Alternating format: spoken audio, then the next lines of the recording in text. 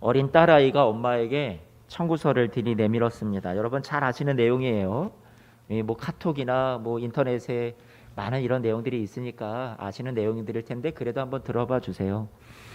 엄마에게 내민 청구서가 내용이 이번 주에 내가 방 청소한 값이 2,000원, 가게에 엄마 심부름 다녀온 값이 1,000원, 엄마가 시장 간 사이에 동생을 봐준 값이 3,000원, 쓰레기를 내다 버린 값이 1,000원, 아빠 구두를 4켤레 닦은 값이 4,000원, 전부 합쳐서 13,000원. 이 청구서를 내밀었다라는 거예요.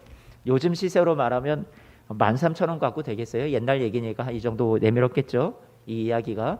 그런데 엄마가 이 딸이 가져온 청구서 뒤에다가 자기가 또 다시 적어주는데 엄마의 청구 내용이었습니다. 여러분 우리 어머니들 우리 권사님들 잘 아실 텐데 한번 들어보세요. 너를 내 뱃속에 10달 동안 데리고 다닌 값 무료. 너가 아플 때 밤을 새워가며 간호하고 널 위해 기도한 값 무료. 널 키우며 지금까지 여러 해 동안 힘들어하고 눈물 흘린 값 무료. 장난감이며 음식이며 옷이며 너 코를 풀어준 거며 제가 좀 더 보탤게요. 똥기저귀 갈아주며 지금까지 이렇게 다 키운 거 다 무료. 딸이 어땠을까요? 이렇게 써준 엄마의 이 글을 보고 이제 감동을 받아서 이 청구서 자기가 내밀었던 그 부끄러운 청구서 밑에다가 그렇게 썼대요. 엄마 사랑해요. 제가 이거 내민 거 부끄러운데 이미 엄마 다 지불해 주셨어요. 이렇게 썼다라는 거죠. 여러분 이 이야기 여러분 잘 아시는 이야기잖아요. 근데 이거 갖고 되겠어요? 다 지불되었음 이 정도도 아니죠. 측량할 수 없는 그런 사랑을 받은 거죠. 제가 이야기를 조금 더 심화시켜 보면 이 어머니는 어떻게 이렇게 값없는 사랑과 은혜를 딸에게 베풀 수 있었을까요? 철없던 철부지와 같은 이 딸은 모르죠. 그 사랑의 그 깊이를, 그 크기를 다 이해하지 못하고 담아낼 수 없는 거잖아요. 그런데 이 어머니 같이 이렇게 연세가 드시고 인생의 깊이 연륜이 있고 살아보신 분들은 이제 알게 되는 거잖아요. 아, 부모님의 사랑이라는 것이 내가 이렇게 값없이 받은 거구나. 그러면 그때쯤 가서는 자신의 딸 자식을 향한 사랑이 커지게 마련이죠. 왜요? 받아봤으니까. 내가 얼마나 사랑을 얼마만 은혜를 받아보고 누려봤는지를 경험해 보셨으니까 그 사랑이 자신에게 쌓이고 쌓여서 이제는 자신의 또 다른 자식에게 어떻게 돼요? 내리사랑으로 물려지게 되는 거였어요. 저는 그렇게 생각을 합니다. 그러나 아직 이 철없는 이 딸은 아직 사랑을 몰라요. 아직은 그 큰 사랑을 다 헤아릴 수 없고 깨닫지를 못하는 거죠. 그러니까 내가 이렇게 했으니까 이렇게 해주셔야 되는 보상에 대해서 생각을 하는 거겠죠. 제가 이 이야기를 서두에 꺼낸 이유는 오늘 말씀이 이런 우스운 이야기, 이 이야기와 매우 관련이 있기 때문에 이 서두를 이렇게 꺼내 보았습니다. 오늘 12장 말씀, 로마서 12장 1절 말씀 어떻게 시작이 돼요, 여러분? 어떻게 시작하고 있어요? 제일 먼저 서두가 뭐예요? 그러므로 이렇게 시작을 하고 있죠. 그러므로. 자, 여러분 이 그러므로에서 우리가 그 다음을 넘어가야 되는데 당장에 제가 지금 못 넘어가겠어요. 그러므로라는 이 말 안에 함축적으로 담겨 있는 바울이 앞에 설명했던 그 모든 내용을 제가 다루지 않고서는 못 지나가겠다라는 거예요. 그러므로, 왜 그러므로예요? 그러므로라는 말 접속사가 의미해 주는 거는 그 앞에 바울이 지금까지 쭉 열거해 왔던 지금까지 목이 쉬도록 목 놓아 외쳤던 그 복음의 내용이 다 담겨 있다라는 얘기죠. 그러므로 안에. 그러므로 앞에 어떤 얘기를 한 거예요? 바울은 로마서 1장 12장 1절 말씀에서 하나님의 모든 자비하심이라고 표현하고 있어요. 그러니까 그러므로 앞에 있는 모든 내용들을 들은 이 로마의 성도들은 하나님의 모든 자비하심에 대해서 들은 거예요. 그러니까 그러므로 너희는 이후에 이렇게 돼야지라고 이야기를 이제 시작을 하는 거란 말이죠. 그러면 그 그러므로에 담겨 있는 로마서 1장부터 11장 끝까지 오늘 12장 바로 직전까지 어떤 내용이 그 안에 담겨 있냐라는 거예요. 로마서 말씀은 복습이라고 말씀을 드렸죠. 여러분 지루해하지 마시고요. 또 지겨워하지 마시고요.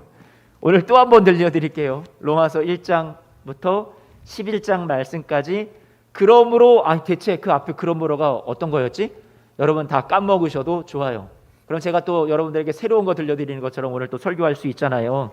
그러니까 오늘 그러므로를 이해해야 그 다음에 12장 이후부터 그러므로 뒤에 나오는 이 로마서 말씀 모든 내용들을 아하 하면서 우리가 잘 받아들일 수 있다라는 얘기예요. 그러므로는 어떤 내용이냐면 로마서 1장부터 시작하는 복음의 이야기였습니다. 바울이 복음을 설명하기 시작할 때 1장부터 3장까지 로마서 처음 서두에 어떤 내용을 우리에게 말씀해 주었어요. 정확하게 말하면 복음이 우리에게 들어오기 이전의 상태죠. 1장부터 3장은 어떤 상태였어요? 우리가 스스로 하나님의 영광에 이를 수 없고 모두가 다 진노 아래에 있다. 하나님 앞에 다 심판받아 다 죽을 운명에 처해 있다라는 얘기가 로마서 1장부터 3장까지 복음이 우리에게 들어오기 전에 우리의 상태라고 말씀을 나누었었어요. 너, 나 할 것 없이 유대인, 이방인 할 것 없이 모두가 다 나쁜 놈, 모두가 다 죄인, 죽을 놈. 제가 놈놈해서 죄송해요. 죄의 결과로 심판받고 망하는 것밖에 할 수 없었던 운명에 처해 있었다. 그런데 이제 바울이 그런 우리들이라고 우리의 실존에 대해서 쫙 설명을 풀어간 다음에 접속사를 써가면서 복음에 대해서 놀랍게 설명을 해나가기 시작하죠. 접속사를 쓰는데 로마서 3장의 끝부분에 가서 그러나 이렇게 시작을 하는 거예요. 그래서 학자들은 로마서 말씀의 3장 20절 이하에 나오는 이 그러나가 복음의 대반전을 알리는 거다. 인류에 처해 있는 운명에 대해서 복음이 우리에게 들어오므로 놀라운 반전이 일어났다라는 것을 알린다. 그래서 반전이라고 불러요. 로마서 3장 21절 말씀부터. 그러니 로마서 3장 20절 말씀에는 어떤 접속사가 있었는지 또 한번 봐야죠. 앞에 우리는 다 타락해서 망하게 되어 있다. 하나님 앞에 우리가 스스로 구원받을 수 있는 존재는 아무도 없다. 심판이다. 멸망이다. 그러므로 이렇게 3장 20절 말씀에 쓰고 있어요. 그러므로 어떻다라는 거예요? 하나님 앞에 의롭다 하심을 얻을 육체는 아무도 없다. 우리는 단지 우리가 뭐 열심을 내서 하나님 앞에 살아보려고 해도 우리는 깨닫게 된다. 뭘 깨닫는다고요? 아, 나는 영락없는 죄인이구나. 그래서 그러므로예요. 야, 너희는 그러므로 이렇게밖에 될 수 없어. 아, 그래서 그걸 받아들였어요. 절망이에요. 포기해요. 아, 어쩔 수 없구나. 그랬는데 그 절망하고 포기에 있는 우리 인류에게 복음이 시작되죠. 뭐로 시작돼요? 그러나라고 시작이 된다는 거예요. 3장 21절 말씀에 띄워주실래요? 이제는 이라고 시작되어 있죠. 근데 여러분 한글 성경 우리가 보면 이제는 이라고 되어 있지만 헬라어 원문으로 보면 이 앞에 헬라어 대라고 하는 그러나가 들어가 있어요. 근데 왜 한글 성경에 그러나라를 안 집어넣었는지 이제는 이라는 것이 앞에랑 뭔가 다른 우리 한글 느낌의 어감이 이제는 그렇다라는 것은 이전에는 그랬지만 이제는 뭔가 바뀌었어. 전환에 대해서 설명해 준다고 충분히 이 말이 갖고 있다고 생각을 해서 그러나를 안 넣는지 모르겠어요. 여러분 한글 성경에 그러나라고 넣어주시는 게 좋아요. 그러나 이제는 이렇게 시작이 된단 말이에요. 그래서 로마서의 이 말씀을 대전환이라고 그렇게 설명하고 있어요. 그러나 이제는 우리가 하나님 앞에 의롭게 되는 것이 아니라 뭐라고요? 하나님의 의가 우리를 찾아와 주신 거예요. 내가 하나님 앞에 먼저 찾아가지 않았는데 하나님의 의가 불쑥 나를 찾아오셔서 내 삶에 개입하시고 내가 스스로 나를 구원할 수 없는 내 인생을 찾아오시더니 끌어내서 하나님의 의를 입혀주셨다라는 얘기가 로마서 3장 21절 말씀의 반전으로 우리에게 나타나는 거죠. 우리는 1장부터 3장까지 보면서 그래 이게 나의 실상이구나 나의 운명이구나 다 죽었구나 절망이야 하고 있었는데 갑자기 하나님의 복음이 나타나면서 하나님의 의가 친히 찾아와 주셔서 우리를 구원해 주시는 구원의 이야기를 바울이 시작했다는 말이에요. 이게 복음이죠. 복음의 출발은 1장부터 3장까지 여러분들로 하여금 어디서부터 출발하게 하냐면 내가 죄인이라는 사실을 받아들이는 데서부터 시작하게 하는 거예요. 그래서 아 내가 죄인입니다. 인정할 수밖에 없게 만드는 거죠. 그 다음에 복음이 뭐라고 말해요? 그러나 너희의 운명이 거기서 끝나지 않아. 너희의 실패가 거기서 끝나지 않아. 내가 하나님의 의를 너희에게 입혀줄 거야 하면서 놀라운 복음의 이야기를 바울이 시작한다라는 거예요. 그런데 이렇게 반전으로 시작이 된 이 복음, 우리의 이 복음의 시작이 신앙생활을 하고 내가 예수님을 믿고 예배당을 출입을 하면서 이렇게 하고는 있지만 변화가 안 돼요. 달라지는 게 없어요. 점점 여러분 안에 어떤 생각이 드냐면 천국 갈 자신도 없어지고 두려움도 생기고 하나님이 베푸신 은혜가 나에게서 소멸되는 것은 아닌지 의심이 들고 흔들리기 시작하는 거죠. 그러나 난 이런 운명이었지만 그러나라는 복음을 단단히 붙잡고 가고 있는데 오랜 세월의 신앙생활 속에서 점점 내가 붙잡고 있는 이 복음에 대해서 우리가 흔들리고 불안해지기 시작하는 거죠. 그러니까 바울이 이런 우리를 잘 알았을까요? 복음에 대해서 쭉 3장 이후부터 쭉 설명을 해오다가 6장쯤에 가서 여러분들이 흔들릴 걸 알았으니까 아마 이런 얘기를 우리에게 했던 것 같아요. 6장 4절 뭐라고 얘기해요? 그러므로 제가 접속사를 계속 써가면서 복음에 대해서 복습하고 있어요. 그러므로 우리가 그의 죽으심과 합하여 세례를 받음으로 그와 함께 장사되었다. 이는 아버지의 영광으로 말미암아 그리스도를 죽은 자 가운데서 살리심과 같이 우리로 또한 새 생명 가운데서 행하게 하려 함이라. 여러분 이 4절의 앞에 그러므로 이 말은 내가 믿었으므로, 내가 열심히 믿어서 내 삶이 변화되었으므로, 그러므로가 아니에요. 여기서 그러므로는 예수님이 우리를 위해서 죽으셨으므로, 그리고 우리가 그분과 함께 묶여 있으므로, 이 그러므로예요. 여러분 지금 이해가 가세요? 우리가 점점 내 믿음이 흔들리고 내 구원이 불안해지기 시작하는 그 시점에 바울이 뭐라고 얘기해주고 있냐면 그러므로 너의 의, 너의 열심, 너의 행위, 너가 이렇게 변화되었기 때문에 너에게 구원이 앞으로도 계속 이어질 거야, 그 얘기를 하는 것이 아니라 예수 그리스도의 죽으심, 우리를 위한 그분의 사랑에 기초해서 그러므로 이 말을 또 해주고 있다는 거죠. 내가 조건이 아니라 예수님이 조건이 되는 그러므로예요. 예수님이 죽으심으로 너의 죽을 수밖에 없는 운명을 그분의 죽음으로 대신 값을 이미 치러주셨고, 그래서 너가 다시 값을 지불해야만 하는 것이 아니라 그것이 남아있지 않아. 그의 부활하심으로 너의 운명도 이미 그분과 함께 묶여서 너도 부활 승리를 얻게 된 거야. 너도 승리자야. 그러므로 4절 말씀 제가 풀어가고 있어요. 이제 우리를 위해서 예수님이 이런 일을 해주신 것은 우리로 새 생명 가운데서 행하게 하려고, 새 삶을 살아갈 수 있는 새로운 기회, 찬스, 덤으로 사는 인생을 우리 앞에 펼쳐주신 거야. 이 말이 지금 6장 4절 말씀이에요. 이 말씀을 여러분들이 이 마지막에 야 그래 내가 이렇게 했으니까 내가 이렇게 살아가지 않으면 안 돼. 나는 또 하나님 앞에 어떻게 벌 받을지 몰라. 나를 위해서 죽어주셨는데 내가 앞으로 제대로 살아야지, 똑바로 살아야지. 그 말씀이 아니라 여러분 앞에 새로운 기회와 새 삶을 살아갈 수 있는 놀라운 은혜의 새 삶을 펼쳐주셨다. 한번 누리면서 살아봐. 그 기대가 담겨있는 말씀이라는 거예요. 그런데 우리는 자꾸 받아들이질 않아요. 그러니까 6절 말씀, 6장 6절 우리가 알거니와 우리 옛사람이 예수와 함께 십자가에 못 박힌 것은 이거 우리 알잖아. 안다면 더 이상 우리가 죄에게 종노릇 할 필요가 없어. 지금 그 얘기예요. 7절 말씀 이렇게 해도 아직 불안이 안 가시고 계속 불안해하는 거죠. 아니야. 죽은 자가 죄에서 벗어났어. 우리는 죄에서 의롭다함을 이미 받았어. 해방되었어. 7절 말씀에 말해주고 있는 거죠. 그래도 불안이 안 가셔요.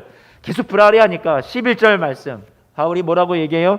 이와 같이 예수님이 우리를 위해서 단번에 십자가에서 죽으심으로 우리의 죄의 값의 사망의 문제 다 해결해 주셨으니까 이와 같이 너희도 너희 자신을 죄에 대해서 죽은 자로 하나님께 대하여는 살아있는 자로 여겨라 라고 말씀하고 있는 거죠.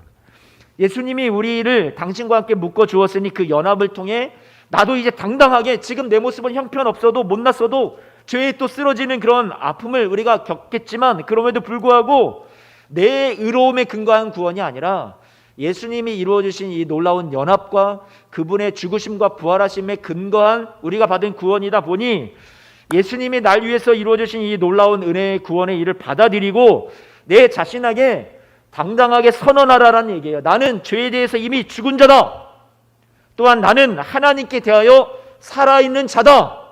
여러분 그렇게 선포하시는 여러분들 되시기를 주님의 이름으로 축복합니다. 여러분 자격, 내 모습, 내 형편 보고 실망하지 마시고요. 주님이 주신 은혜를 누리고 죄의 종로로 타며 속지 말고 빠져나오라는 얘기예요. 그것이 복음에서 로마서에서 말씀하는 여러분들 그리스도인들의 우리의 정체성이에요. 예, 나는 부족하죠. 자격 없죠. 그런데 주님은 이 복음서의 말씀을 통해서 자꾸 너를 보지 말고 너와 연합한 너 자신을, 너와 연합한 나를 바라보라. 연합되어 있는 너의 모습을 바라보라. 내가 너의 자격이고 내가 너의 구원이고 내가 너의 구원의 이유가 된다. 너의 능력 아니야. 너의 삶은 나에게 묶여 있어. 자, 여러분 이쯤 되면 안심하면 좋죠. 그런데 우리 계속 안심이 안 돼요. 바울이 로마서 8장 가가지고 계속해서 우리가 아직도 하나님 뜻대로 살지 못하니까 오라 나는 공고한 사람이로다. 이 사망의 몸에서 누가 나를 건져내랴. 늘 근심하고 걱정하고 두려워하는 그런 인생을 우리가 아직도 묶여있는 인생을 살아가는데 바울이 깨달은 복음이죠. 그래서 뭐라고 얘기해요? 8장 1절 말씀에 또 그러므로 시작하죠. 뭐라고요? 그러므로. 이 그러므로도 뭐예요? 예수 안에 있는 여러분들이기 때문에 그러므로예요. 여러분들이 혼자 인생을 살아가고 내 구원을 내가 혼자 이뤄내야 되는 그러므로가 아니라 여러분이 당당하게 하나님 앞에 말씀에 100% 순종하며 살았기 때문에 그러므로 너 정죄함 없어 이 얘기가 아니라 여러분들이 예수 안에 내가 속해 있고 묶여 있기 때문에 그러므로예요. 이해가 되시잖아요. 그러므로 여러분들에게 뭐가 없다고요? 정죄함이 없다라고 얘기해요. 이는 그리스도 예수 안에 있는 생명의 성령의 법이 2절 말씀인데요. 여러분들을 죄와 사망의 법에서 해방하였다. 내가 아니에요. 자꾸만 근거를 예수님 안에 예수님이라고 얘기를 해주고 있는 거죠. 바울이요. 와, 정말 좋은 복음이구나. 이렇게 은혜로운 복음, 우리가 죄인이었고 원수였고 약해였었을 때 스스로 하나님을 찾지도 않았을 때 하나님이 찾아와 주셔서 구원해 주신 이 복음인데, 그런데 문제는 계속되는 우리의 실패에도 하나님이 언제까지 용서해 주시고 언제까지 품으실 건데 이스라엘은 어떻게 되는 건가? 저들은 예수님을 알아보지도 못하고 십자가에 매달아 죽게 한 그런 원흉이잖아. 그래, 버림받는 거 아니야? 그러면 이스라엘이 저렇게 실패해서 버림받는 거라면 지금 우리의 구원이라는 것도 내 잘함과 잘못에 의해서 내가 받은 구원도 취소될 수 있고 하나님이 우리를 또다시 포기해버릴 수도 있는 거 아닌가? 이 의문이 남아있죠. 그래서 바울이 그런 의문에 대해서 고심하고 씨름을 하다가 로마서 9장부터 11장까지 지금 이제 로마서 복습 거의 마지막에 왔어요. 자, 로마서 9장부터 11장까지 얘기를 하는 것이 하나님께서 우리 이방 사람들도 불순종하고 하나님을 찾지 않았음에도 불구하고 우리를 불쌍히 여겨 우리를 구원해 주시고 우리에게 하나님의 긍휼하심을 베풀어 주셨다면 동일한 그 구원을 그리고 그 동일한 긍휼하심을 이스라엘 사람들에게도 베푸는 것이 당연하지 아니한가? 이 얘기를 하는 거예요. 그것이 로마서 11장 30절이에요. 같이 한번 읽어볼까요? 너희가 전에 하나님께 순종하지 아니했잖아. 그런데 이스라엘이 순종하지 아니함으로 이제 너희가 긍휼을 입었던 거잖아, 이방인들에게. 그런데 31절 말씀, 이와 같이 이 사람들이 순종하지 아니하니 이스라엘이에요. 그런데 너희 이방인들에게 베푸시는 긍휼 똑같이 동일하게 이제 이 이스라엘도 긍휼을 얻게 하는 것이 하나님의 계획이야. 바울이 그런 얘기를 하고 있는 거죠. 다시 말하면 이스라엘이 하나님의 아들 예수님을 배반하고 거부한 그 실패에 대해서 하나님이 너희들 영원히 멸망이야 이렇게 내버려 두실 하나님이 아니시라 우리 같은 이방인들, 저와 여러분들, 저도 어떻게 나 같은 죄인이 예수님을 믿고 구원을 받았는지 이해가 되지 않는데 그 이해되지 아니하는 하나님의 긍휼하심 그 크기가 동일하게 이 실패한 것 같이 보이는 이스라엘에게도 동일하게 하나님께서 긍휼을 베풀어 주실 것이라는 것을 바울은 확신했다라는 거예요.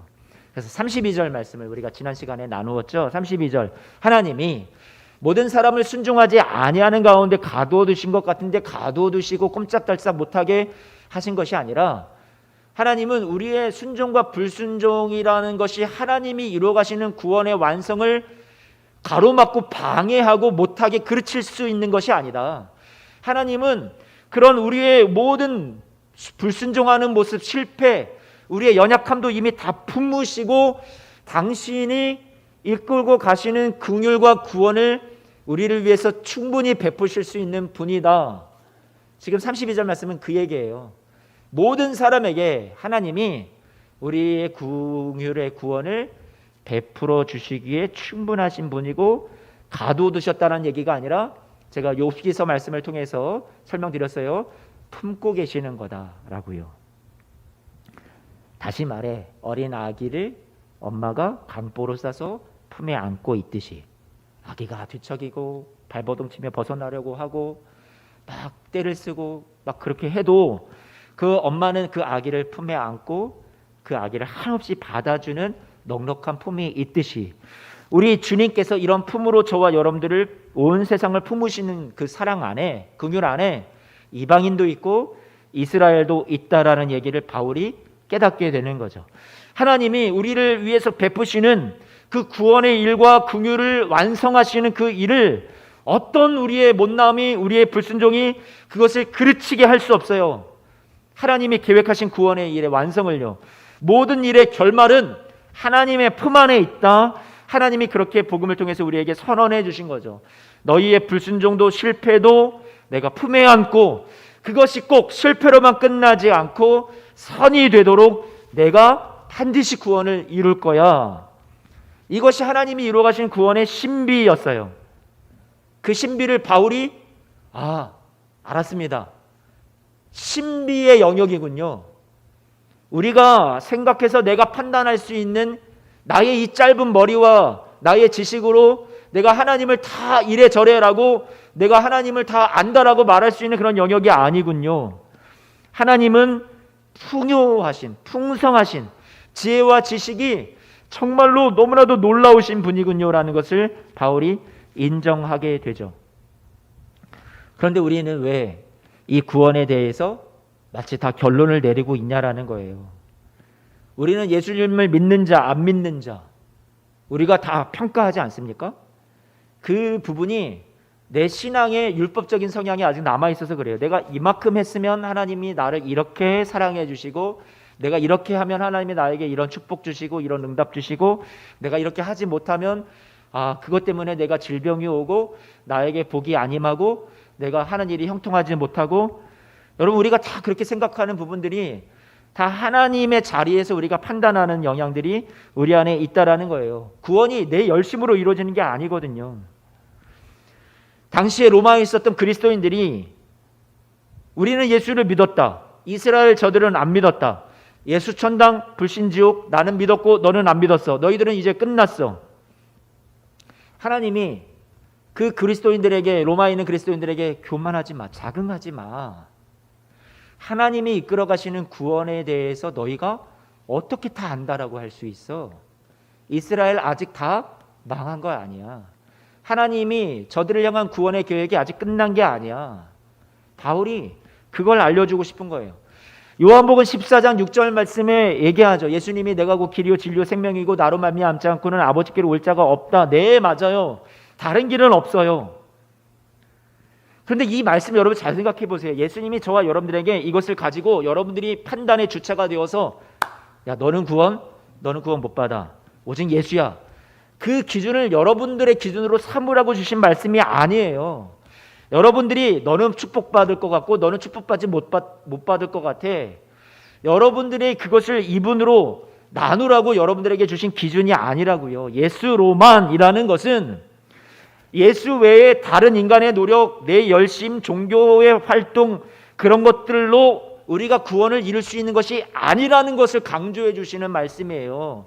예수로만, 예수 안에 담겨 있는 예수님을 통해서 나타내신 우리의 구원이 내가 아니었구나. 오직 하나님의 전적인 은혜로만 이루어지고 완성되는 구원이구나라는 것을 알려주시는 것이 오직 예수님이 길이 되고 진리가 되고 생명이 되시는 그 길이라는 얘기예요. 예수 안에 나타낸 하나님의 은혜의 크기를 우리가 알아야 된다. 그래서 오직 예수를 강조하는 거죠. 우리의 못남과 우리의 실력과 우리의 행위로 말미암지 않는 은혜로 구원받는 것을 알아라 라고 해서 오직 예수를 강조하는 거지. 여러분, 저 이스라엘은 다 버림받는 거야. 실패자야. 여러분들에게 그 구분을 지으라고 오직 예수를 준 게 아니라고 다시 한번 말씀드립니다. 하나님의 긍휼하신 은혜는, 구원의 크기는 우리의 생각을 뛰어넘는 거예요. 하나님의 긍휼하심은, 자비하심은 모든 세상을 품고 이방인을 품고 동일하게 이스라엘도 하나님이 품으시죠. 그들도 긍휼히 여기시죠. 그들을 구원하기 위해서 하나님은 지금도 쉬지 않고 일하세요. 밤낮을 가리지 아니하시고 하나님은 지금도 고군분투 역사하고 계세요. 너의 반역과 실패까지도 품어내서 내가 나의 긍휼과 사랑으로 구원을 이룰 것이다. 너의 실패가 되지 않도록 내가 너희의 삶을 돕고 있단다. 하나님은 그렇게 지금도 쉬지 않고 일하고 계시는데 우리는 이 하나님의 그 기준에 내가 올라가서 쟤는 믿었어, 쟤는 안 믿었어. 우리가 하나님의 선택과 그리고 하나님의 그 부르심에 대해서 우리가 마음대로 잣대를 정하죠. 쟤는 이래서 복을 받아, 쟤는 저래서 복을 못 받아. 하나님은 이 오직 예수라는 말씀을 우리에게 내가 남과 다른 복받는 삶, 내가 구원받는 삶을 살기 위해서 내가 더 무언가 열심을 내고 강화해야지 해서 주신 말씀이 아니라 하나님이 하시려는 구원의 크기, 은혜의 크기, 그 깊이를 더 강조하셔서 우리에게 주신 것이 오직 예수라는 말씀이죠. 열어두시라는 얘기를 제가 하는 거예요. 열어두세요. 구원에 대해서, 하나님이 이끌어 가실 저와 여러분의 인생의 결말에 대해서, 지금 내 눈에 야, 저 사람 저래 가지고 구원이나 받겠어? 지옥까지? 하는 여러분의 판단 다 하나님의 구원의 그 크기 앞에 우리가 두 손 들고 항복하고 열어두시라는 얘기를 하고 싶은 거예요. 저 사람 실패자야. 다 지옥 가. 이스라엘 지금까지도 예수를 안 믿었는데 하나님의 택함받은 선민이라고 교만하고 다 망한 거야. 아직 닫지 마세요. 바울이 그거를 깨달았어요. 하나님의 어떤 깊이, 어떤 크기, 그걸 가지고 우리를 위해서 긍휼과 사랑으로 구원을 이루어 주셨는지 그 결말에 대해서 우리가 함부로 단정지을 수 없습니다. 그것을 바울이 이해하고 신비입니다.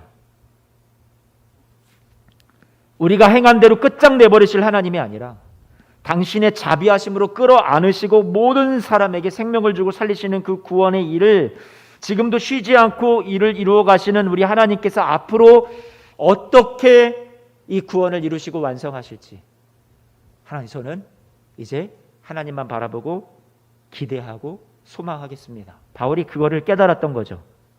그래서 그 경이로움에, 그 하나님의 구원의 그 크기 앞에, 하나님의 긍휼하심의 그 역사 앞에 막 숨이 멎을 것 같고 가슴이 벅차고 막 눈물이 왈칵 쏟아지면서 복음에 대해서 막 감격해하면서 막 터져 나오죠. 그게 이제 11장의 마지막, 복음의 마지막 부분이었어요. 복음을 전하다가 바울이 주체할 수 없는 감격에 사로잡히죠. 그것이 로마서 11장 33절 말씀인데요. 같이 33절 말씀 읽어볼까요? 시작. 깊도다 하나님의 지혜와 지식의 풍성함이요 그의 판단은 헤아리지 못할 것이며 그의 길은 찾지 못할 것이로다. 36절. 이는 만물이 주에게서 나오고 주로 말미암고 주에게로 돌아감이라. 그에게 영광이 세세에 있을지어다. 아멘. 우리의 생각과 우리가 내어버린, 이미 결론을 내어버린 것을 다 뒤엎으시고 하나님께서 어떻게 이끌어 가실지 우리의 짧은 이해로는, 이성으로는 판단과 측량을 할 수 없는 그 하나님의 은혜의 크기를 바울이 깨닫고 그 크신 하나님을 지금 찬송하고 있는 거예요. 다 그 앞에, 하나님의 풍성하신 앞에 바울이 무릎을 꿇고 항복하면서 내 판단도 내 생각도 내려놓겠습니다. 만물이 주에게서 나왔고, 36절 말씀 좀 띄워주세요.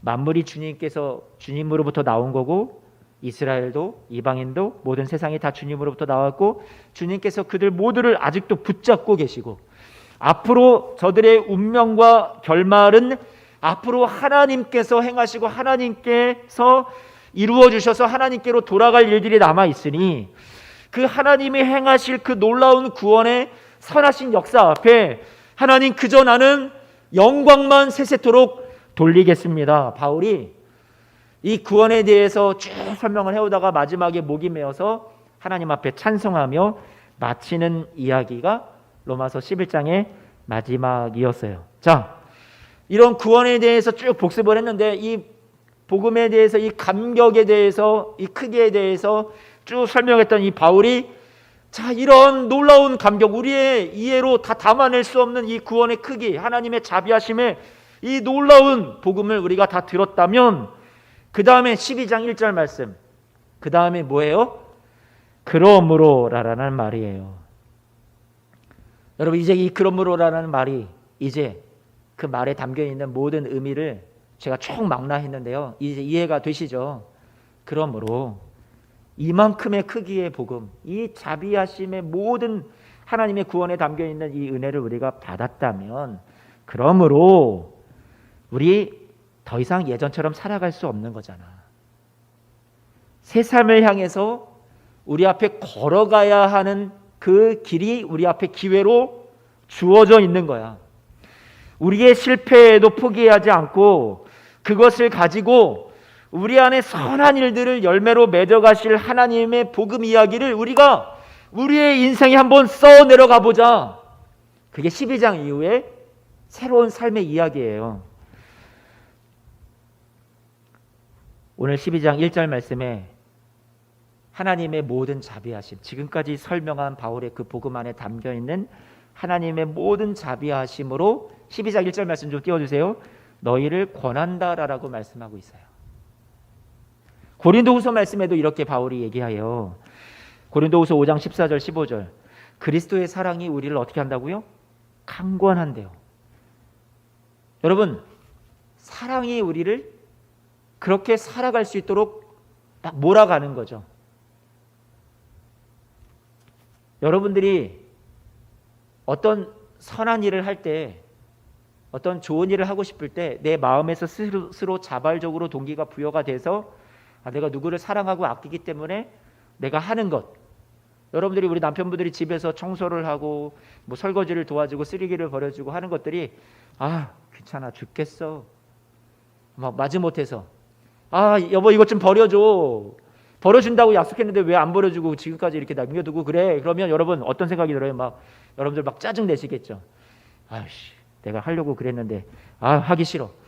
여러분, 이런 게 우리 인간의 수준이잖아요. 그런데 그게 아니라 사랑한다라는 마음이 들면 자발적으로 움직이게 돼 있죠. 남편분들 그런 거 해보셨는지 모르겠지만 집안일을 여러분들이 가사일을 돕는 게 지금은 여러분 자랑할 게 아니에요. 당연히 해야 되는 것이거든요. 그런데 우리 아내분들을 도와주면서 막 좋아서, 내가 당신 사랑하기 때문에 한다라는 것이 얼마나 우리를 행복하게 만들어주는지. 근데 그게 아니라 억지로 쥐어 짜내듯이 강요받아서 우리가 한다면 그것은 하기 싫어지는 거잖아요. 제가 이 가정에서의 이야기가 아니라, 제가 어떤 좋은 일을 막 계획을 했는데 누군가 저한테 그거 왜 안 했어? 딱 하고 이렇게 딱 치고 들어오잖아요. 그러면 확 기분이 상하더라고요. 그리고 하기 싫어져요. 여러분, 제가 이 정도 수준이에요. 이 목사가요. 저만 그래요? 여러분은 다 안 그러신, 다 거룩하신 성자인 것 같으신데요. 여러분, 그게 우리 인간이잖아요. 그런데 오늘 그리스도의 사랑이 우리를 강권하신대요.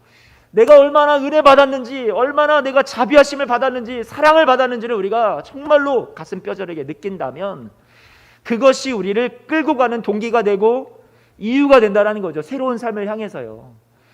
모든 사람을 대신하여 죽은 우리 주 예수 그리스도를 위해서, 그 그리스도의 사랑 때문에 우리가 15절 말씀 띄워주세요. 그래서 우리가 어떻게 된다라고 얘기하는 거예요. 우리가 이제는 우리를 위해서 죽으시고 우리를 위해서 다시 살아나신 그분을 위해서 우리가 살게 된다라고 바울이 얘기해 주고 있어요. 하나님의 모든 자비하심을 우리가 우리의 삶의, 새로운 삶의 원천으로, 토대로 받아들이는 거죠.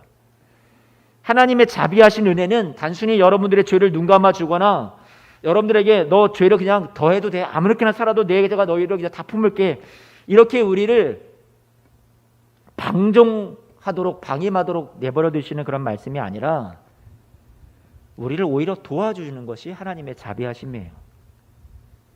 우리가 새로운 삶을 살아가는 기초가 되는 거죠. 하나님의 그 자비하심은 어떤 과거의 시점에 한번 우리에게 준 것으로 끝나버리는 묵혀진 은혜가 아니라 계속해서 우리 안에서 그 영향력을 행사하는 거죠.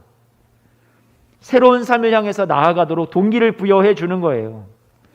그래서 원천이라고 여러분들에게 말씀드리고 싶어요. 원천이라 함은 우리가 또 쓰러지고 또 새로운 삶을 살지 못해서 또 넘어져도 다시 걷더니 일어나게 하고 다시 걷게 하시는 그 끊이지 않는 샘물의 근원이 하나님의 자비하심이고, 그것이 여러분들에게 이미 복음 안에서 주어져 있다라는 거예요. 그래서 로마서 12장 이후부터 구원받은 자로서 너 이제 똑바로 살아라, 똑바로 살지 못하면 너 그냥 내가 구원 도로 엎어버릴 거야, 12장 이후부터 너 이거 칼같이 지켜,